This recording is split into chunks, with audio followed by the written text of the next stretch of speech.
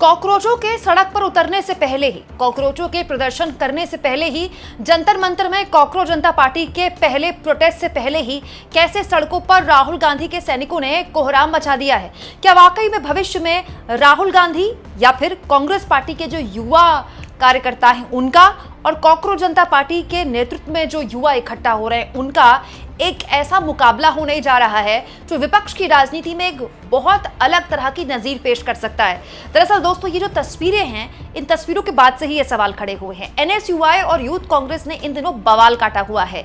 एक दिन पहले का ये वीडियो है छत्तीसगढ़ का। आप देखिए एनएसयूआई के कार्यकर्ताओं को किस तरह से लाठियों से भांजा जा रहा है। दोस्तों, यहाँ न केवल लाठियों से बुरी तरह से पीटा गया एनएसयूआई के कार्यकर्ताओं को, बल्कि वाटर कैनन का भी ऐसे उन पर इस्तेमाल किया गया। दरअसल विनोद जाखड़ के नेतृत्व में छत्तीसगढ़ में छात्रों के न्याय को लेकर उनकी आवाज़ बुलंद करने के लिए एनएसयूआई ने प्रदर्शन किया था। यहाँ मैं आपको याद दिला दूं दोस्तों, एनएसयूआई का आरोप है कि पुलिस ने बर्बरता उनके साथ दिखाई है, उनको इस तरह से उनकी आवाज़ रोकने का काम किया गया है। यहाँ पर जो मामला था वो नीट को लेकर था। पिछले कई दिनों से नीट वाले मामले को लेकर एनएसयूआई और यूथ कांग्रेस बहुत ही ज़बरदस्त सरकार की मोर्चाबंदी किए हुए हैं। इनफैक्ट एनएसयूआई का ये एक और वीडियो देखिए दोस्तों, जहां पर विनोद जाखड़ दिखाई दे रहे हैं आपको। एनएसयूआई के नेशनल प्रेसिडेंट हैं। इनफैक्ट लोग तो कह रहे हैं कि विनोद जाखड़ जब से एनएसयूआई के नेशनल प्रेसिडेंट बने तब से एनएसयूआई को कैफेज और कैंटीन से निकालकर विनोद जाखड़ ने सड़क पर उतार दिया है। यहाँ आप देखिए उनके नेतृत्व में एक और प्रदर्शन किया गया नीट वाले मामले को लेकर, और किस तरह से यहाँ पर पुलिस ने वाटर कैनन का इस्तेमाल किया और खुद विनोद जाखड़ जो हैं वो बैरिकेडिंग पर उतर रहे हैं, बैरिकेडिंग पर कूदने की कोशिश कर रहे हैं। एक नारा था, न खाऊंगा न खाने दूंगा। मुझे लगता है वो नारा गलत था। न पढ़ूंगा न पढ़ने दूंगा, ये है असली नारा, और ये पूरे कैबिनेट का नारा है। आप तमाम मंत्रियों के ट्वीट्स उठाकर देख लीजिए, फेसबुक पोस्ट, इंस्टा, जो भी देखना है देख लीजिए। किसी एक मंत्री के मुंह से निंदा निकले सीबीएसई की, शिक्षा मंत्रालय की, तो मैं मान जाऊंगा। एक धर्मेंद्र प्रधान जी हैं। अरे साहब, आप पर सवाल पूछे जा रहे हैं, आप जवाब दीजिए।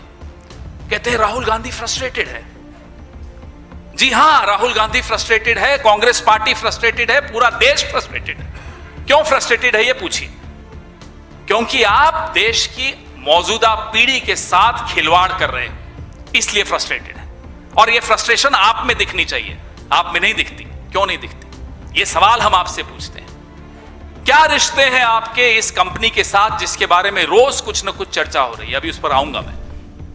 क्या रिश्ते हैं आपके? क्या व्यावसायिक रिश्ते हैं, सामाजिक रिश्ते हैं, कौन से रिश्ते हैं?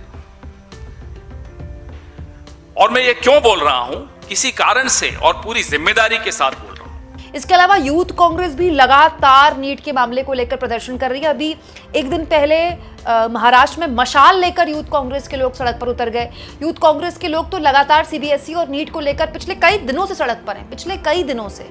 वो जो वोट चोरी के आंदोलन के बाद से यूथ कांग्रेस सड़क पर उतरी थी, उसके बाद से वो सड़क से निकले ही नहीं है। हालत ये हो गई है कि अब कॉकरोच जनता पार्टी से इंस्पायर होकर बाकायदा यूथ कांग्रेस ने भी अपना एआई वीडियो शेयर कर दिया है, जिसमें उन्होंने भारत की युवा को कॉकरोच बताया है और यूथ कांग्रेस के कार्यकर्ताओं को भी कॉकरोच दिखाया है। कॉकरोच जनता पार्टी का दोस्तों इस तरह की हवा है ना सोशल मीडिया में कि युवा कॉकरोच कहलाने में अब शर्म नहीं कर रहे हैं, दे आर फीलिंग प्राउड। तो इसीलिए यूथ कांग्रेस ने इसको इनकैश करने के लिए कॉकरोच को पहना दिया टी शर्ट यूथ कांग्रेस का, और दिखाया कि कैसे जो युवा है वो चाहे वो किसी भी बैनर चले हों, वो आप कॉकरोच हैं तो यूथ कांग्रेस भी कॉकरोच है। अच्छा, दिलचस्प ये दोस्तों कि राहुल गांधी भी इस पूरे मामले में जबरदस्त तरीके से सक्रिय रहे। नीट वाले मामले में सैक धर्मेंद्र प्रधान, इस पूरे नारे की शुरुआत पहले एनएसयूआई ने की, फिर यूथ कांग्रेस ने की। इसके अलावा जिन्होंने की वो राहुल गांधी थे। राहुल गांधी पहले नेता थे जिन्होंने सीधा सीधा धर्मेंद्र प्रधान के इस्तीफे की मांग की।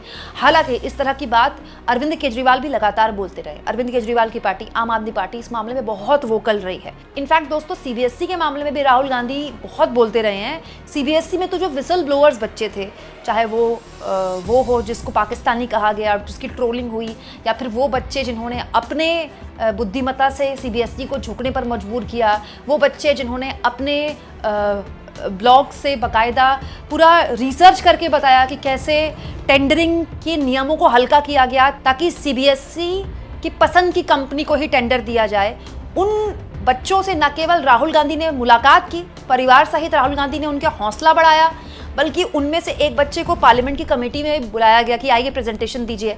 पार्लियामेंट की जिस कमेटी में बुलाया गया उसके चेयरपर्सन दिग्विजय सिंह है, कांग्रेस पार्टी के नेता। अब दोस्तों इस पूरे एपिसोड में टाइमिंग का खेल देखिए, ये सब कुछ तब हो रहा है जब कॉकरोच जनता पार्टी का प्रोटेस्ट बस एक दिन बाद है। मतलब आप कह सकते हैं कि युवाओं की आवाज कौन बुलंद करेगा, इसमें कॉम्पिटिशन चल रहा है।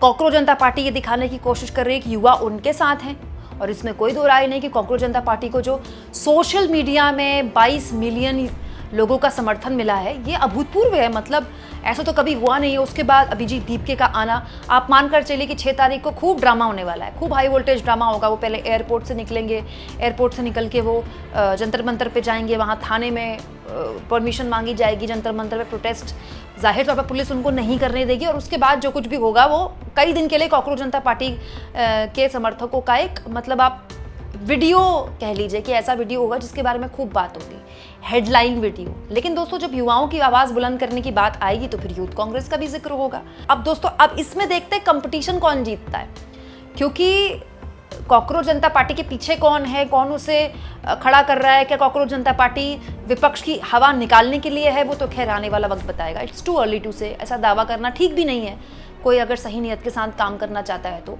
लेकिन कांग्रेस के पास एक पूरा कैडर है, कांग्रेस के पास एक पूरा एक संगठन है। अब वो कमज़ोर है, मजबूत है, वो आने वाला वक्त है।